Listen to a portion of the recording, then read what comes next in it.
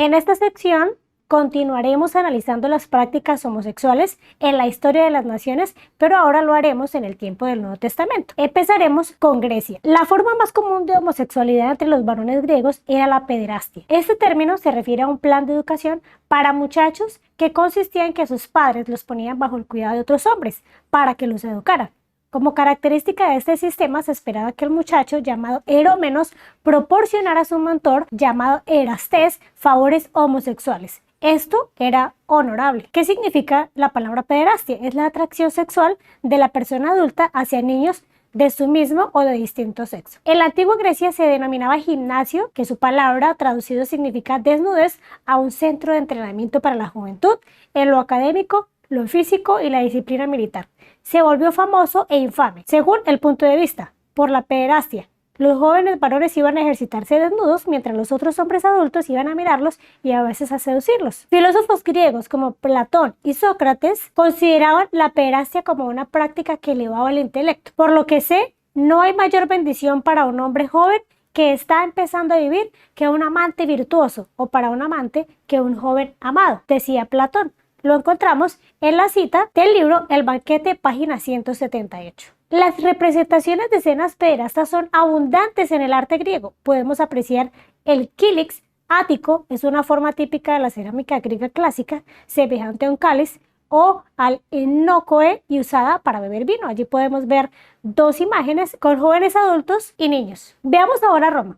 Este imperio ya se encontraba en tiempos de Jesús. La historia registra que el primer emperador romano que se casó con un hombre fue Nerón, que según informes se había casado con otros dos hombres en diferentes ocasiones. Primero con uno de sus libertos, Pitágoras, con quien Nerón tomó el papel de la novia, y más tarde, como un novio, Nerón se casó con un joven llamado Esporo en una ceremonia pública para reemplazar a su joven concubina a quien él había matado. Estas prácticas a menudo eran muy lucrativas. Si los jóvenes permanecían indefinidamente en ese papel, enfatizaban su posición afeminada al imitar las costumbres de las mujeres. Ellos imitaban los peinados femeninos, usaban maquillaje, depilaban el vello de sus cuerpos y a veces usaban vestimenta femenina. Como se puede observar, la homosexualidad no es asunto de actualidad. La historia está plagada de evidencias de la existencia y de la aceptación de la homosexualidad en la historia, en la sociedad. Pero no fue así para el pueblo de Dios. No fue una práctica que Dios aprobara en el Antiguo Testamento. Tampoco fue aprobada en el Nuevo Testamento. Y nada confirma que hoy sí sea aceptado por Dios. Vamos a revisar las citas bíblicas del Nuevo Testamento que lo corroboran. El texto más largo y más contundente de la Biblia en el Nuevo Testamento fue escrito por Pablo en su carta a los romanos. Lo encontramos en el libro de Romanos, capítulo 1, versículo 18 al 32. Porque la ira de Dios se revela desde el cielo contra toda impiedad e injusticia de los hombres que detienen con injusticia la verdad. Porque lo que de Dios se conoce les es manifiesto, pues Dios se lo manifestó. Porque las cosas invisibles de Él, su eterno poder y deidad, se hacen claramente visibles desde la creación del mundo, siendo entendidas por medio de las cosas hechas, de modo que no tienen excusa. Pues habiendo conocido a Dios, no le glorificaron como a Dios ni le dieron gracias, sino que se envanecieron en sus razonamientos y su necio corazón fue entenebrecido. Profesando ser sabios, se hicieron necios y cambiaron la gloria del Dios incorruptible en semejanza de imagen de hombre corruptible, de aves, de cuadrúpedos y de reptiles. Por lo cual también Dios los entregó a la inmundicia en las concupiscencias de sus corazones, de modo que deshonraron entre sí sus propios cuerpos, ya que cambiaron la verdad de Dios por la mentira, honrando y dando culto a las criaturas antes que al Creador, el cual es bendito por los siglos. Amén. Por esto Dios les entregó a pasiones vergonzosas, pues aún sus mujeres cambiaron el uso natural por el que es contra naturaleza. Y de igual modo, también los hombres, dejando el uso natural de la mujer, se encendieron en su lascivia unos con otros, cometiendo hechos vergonzosos, hombres con hombres, y recibiendo en sí mismos la retribución debida a su extravío. Y como ellos no probaron tener en cuenta a Dios, Dios los entregó a una mente reprobada, para hacer cosas que no convienen, estando atestados de toda injusticia, fornicación, perversidad, avaricia, maldad, llenos de envidia, homicidios, contiendas, engaños y malignidades. Murmuradores, detractores, aborrecedores de Dios, injuriosos, soberbios, altivos,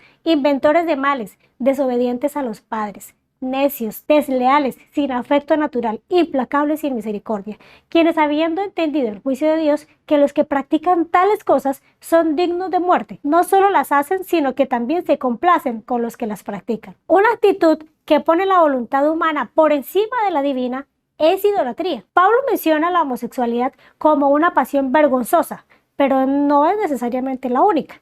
El hecho de que los hombres puedan creer que sirven a Dios al gratificarse en esas pasiones es idolatría. Están poniendo por encima de las órdenes divinas sus deseos. La estupidez suprema de quienes afirman ser sabios, como lo vimos en aquellos que manifestando que han recibido una revelación diferente o que tergiversan las escrituras para apoyar sus prácticas sexuales que están en contra de la voluntad de Dios, de lo revelado por Él en su palabra. Pablo menciona aquí las conductas lesbianas y homosexuales como hoy las conocemos. Pablo usa las prácticas homosexuales de sus días para ilustrar la depravación que nos acompaña al apartarnos de la voluntad de Dios. Si los actos homosexuales pudieran obtener la aprobación divina, seguramente Pablo hubiera indicado cómo y de qué manera trazar esa distinción. Otro texto del mismo Pablo se encuentra en 1 Corintios capítulo 6, versículos 9 al 11, y dice así: ¿No sabéis que los injustos no heredarán el reino de Dios?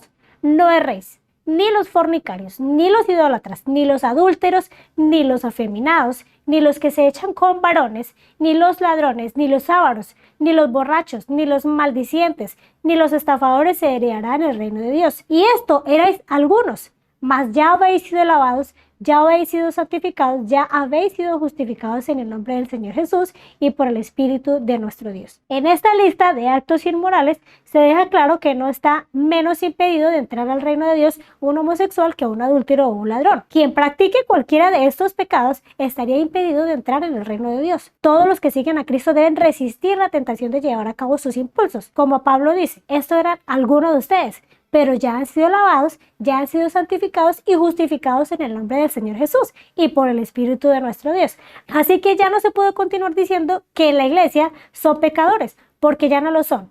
Se han arrepentido de sus pecados y ahora son justificados y santificados. Y la evidencia es que se abandona ese pecado. En 1 Timoteo capítulo 1, versículo 8 al 10, el contexto es el uso y el abuso de la ley.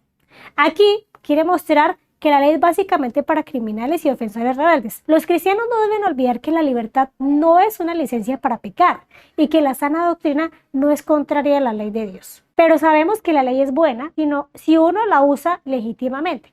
Conociendo esto, que la ley no fue dada para el justo, sino para los transgresores y desobedientes, para los impíos y pecadores, para los irreverentes y profanos, para los parricidas y matricidas, para los homicidas, para los fornicarios, para los sodomitas, para los secuestradores, para los mentirosos y perjuros y para cuanto se oponga a la sana doctrina. El Decálogo hace un llamado a que los hombres y las mujeres vivan al estilo de vida que el Creador pretendía desde la creación.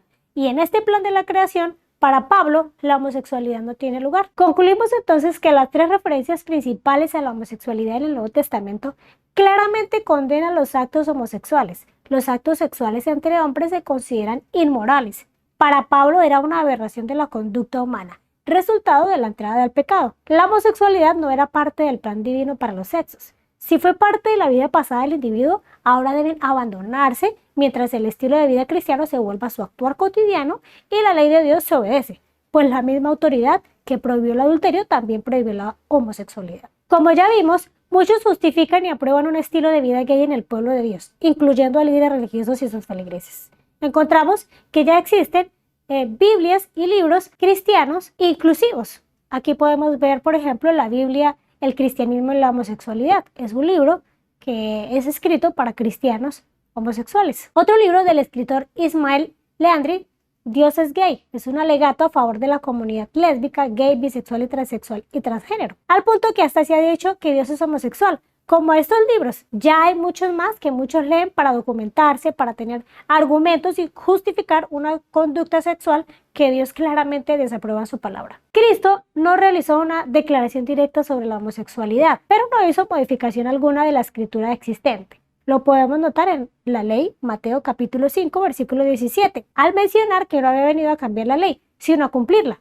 O cuando al encontrarse con las mujeres adúlteras, como la mujer que lo ungió, o la mujer samaritana que estaba en el pozo, o con la mujer que fue hallada en adulterio, le dijo, vete y no peques más. Esas fueron sus palabras y sus vidas cambiaron. Jesús confirma el séptimo mandamiento.